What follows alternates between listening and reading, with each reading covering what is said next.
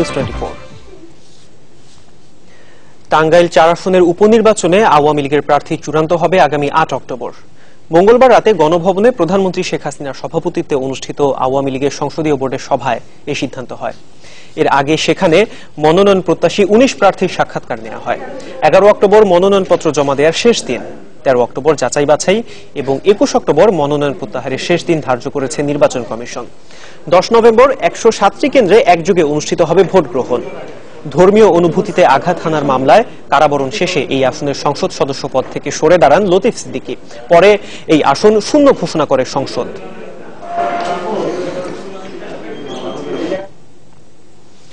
দুই বিদেশি নাগরিক হত্যার বিষয়ে তদন্ত ছাড়া দলের নেতাদের জড়িয়ে প্রধানমন্ত্রীর দেয়া বক্তব্য আইনের পরিপন্থী।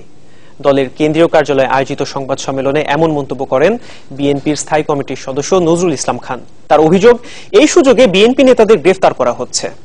স্থায়ী কমিটির সদস্য তরিকুল ইসলাম সহ যশোর জেলার বিএনপি নেতাদের বিরুদ্ধে মামলার প্রতিবাদ জানাতেই আয়োজন করা হয় এই সংবাদ সম্মেলনের। নজরুল ইসলাম খান বলেন, এখন কাউকে গ্রেফতার করতে কোনো কারণের দরকার হয় না সরকারের। নতুন নতুন গল্প বানিয়েই এই কাজটি তারা করতে পারে।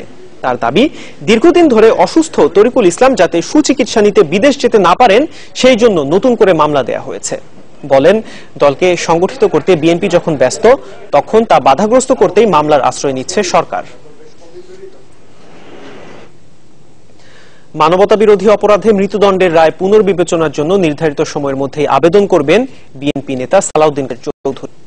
আর তাই চিফ প্রসিকিউটর বরাবর চিঠি দেওয়া হয়েছে বলে জানিয়েছেন তার আইনজীবী হুজ্জাতুল ইসলাম। আর এই বিষয়ে কথা বলতে মঙ্গলবার দুপুরে গাজীপুরের কাশিমপুর কারাগারে সালাউদ্দিন কাদেরের সাথে দেখা করেন তিনি। গত সপ্তাহে বিএনপির এই নেতার বিরুদ্ধে মৃত্যুদণ্ড দিয়ে আপিল বিভাগের পূর্ণাঙ্গ রায় প্রকাশিত হয়। পরদিনই মৃত্যু পরোয়ানা জারি করেন ট্রাইব্যুনাল। ওই দিনই তা পড়ে শোনানো হয়। ১৫ লাখ টাকার সমঝোতার প্রস্তাব ফিরিয়ে দিলেন গাইবান্ধায় গুলিবিদ্ধ সৌরভের বাবা মা। তারা বলেছেন, টাকার চেয়ে সন্তানের রক্তের দাম বেশি। আরো এমপি লিটনের শাস্তির দাবি তাদের। সমঝোতার প্রস্তাবকে ন্যাক্কারজনক বলেছেন স্থানীয় আওয়ামী লীগ নেতারা। আর এমপি লিটনের স্বজনদের দাবি, ষড়যন্ত্রে মেতেছে প্রতিপক্ষ। গত শুক্রবারের ঘটনায় আলোচনায় আসেন গাইবান্ধা ১ আসনের এমপি মঞ্জুরুল ইসলাম লিটন। শিশু সৌরভকে গুলি করার অভিযোগে তার বিরুদ্ধে মামলা হয়েছে। বাতিল করা হয়েছে তার ব্যবহৃত ২টি অস্ত্রের লাইসেন্স। অভিযুক্ত সংসদ সদস্য লিটন ঘটনা ধামাচাপা দিতে এখন ভিন্ন পথে হাঁটছেন। সৌরভের পরিবারের সাথে সমঝোতা করতে চান টাকার বিনিময়ে। তবে এমন প্রস্তাব ফিরিয়ে দিয়েছেন সৌরভের বাবা মা। মানুষ ধরাধরি করলো, আমার কাছে টাকা দিয়ে ওরা কিনতে পারবে না বিচার না হওয়া পর্যন্ত। আমি মীমাংসা টাকা পয়সার জন্য আমার বাচ্চার বিচার চাই, আমি কঠিন বিচার চাই। ভবিষ্যতে আমার কি বাচ্চা কি করে খাইবে, প্রধানমন্ত্রীর কাছে বিচার চাই আমি। শুধু সৌরভের বাবা মাই নয়, এমপি লিটনের বিচার চান গাইবান্ধার সুন্দরগঞ্জবাসী। তারা বলছেন, গোপনে বিষয়টির মীমাংসার চেষ্টা করা হলে মেনে নেওয়া হবে না। এই টাকা পয়সা দিয়ে যদি এই সমঝোতা করে তাহলে আমাদের পার্টি ভীষণভাবে ক্ষতিগ্রস্ত হবে। আমরা পার্টির যারা কর্মী আছি তারা আমরা হুমকির মুখে পড়ব। এই আদর্শের জায়গাটা এস্টাবলিশড হোক এবং আমরা এটা চিন্তা করি, লালন করি, আমাদের জীবনও হুমকির সম্মুখীন হবে, এটা আমরা আশঙ্কা প্রকাশ করছি। এদিকে এমপি লিটনের স্বজনদের দাবি, তার বিরুদ্ধে ষড়যন্ত্র করছে প্রতিপক্ষরা। ২-৩ দিন ধরে ওনার এমনি শারীরিক অসুস্থ ছিল, যার কারণে ওনাকে ফোন দেওয়া হয়নি, ফোন ব্যবহার করতে দেওয়া হয়নি। এখন তো তার ফোন খোলা আছে, সে বাসায় আছে।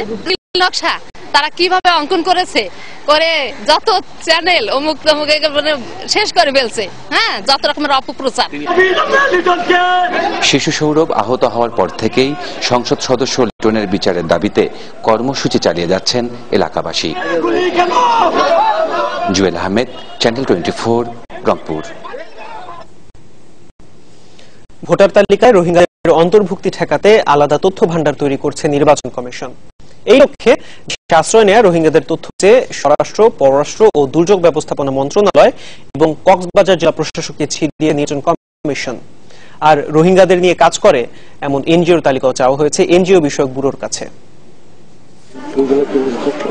ভোটার তালিকায় রোহিঙ্গাদের অন্তর্ভুক্তি ঠেকাতে কক্সবাজার ও এর আশেপাশের 14 উপজেলাকে বিশেষ এলাকা ঘোষণা করেছে নির্বাচন কমিশন। এসব এলাকায় ভোটার তালিকা হালনাগাদে ব্যবহার করা হয় বিশেষ ফর্ম। তথ্য যাচাই বাছাইয়ের জন্য রয়েছে বিশেষ কমিটিও। তারপরও নানা উপায়ে ভোটার হচ্ছেন মিয়ানমার থেকে আসা রোহিঙ্গারা। রোহিঙ্গা অভিযোগে 2008 থেকে 14 সাল পর্যন্ত বাতিল করা হয়েছে 70,000-এরও বেশি নিবন্ধন ফর্ম। বর্তমানে দেশে নিবন্ধিত রোহিঙ্গা শরণার্থী রয়েছে 32,000। এর বাইরে 2 থেকে 5 লাখ রোহিঙ্গা ছড়িয়ে ছিটিয়ে আছে দেশের বিভিন্ন প্রান্তে, যাদের কোনো তথ্য কারো কাছে নেই।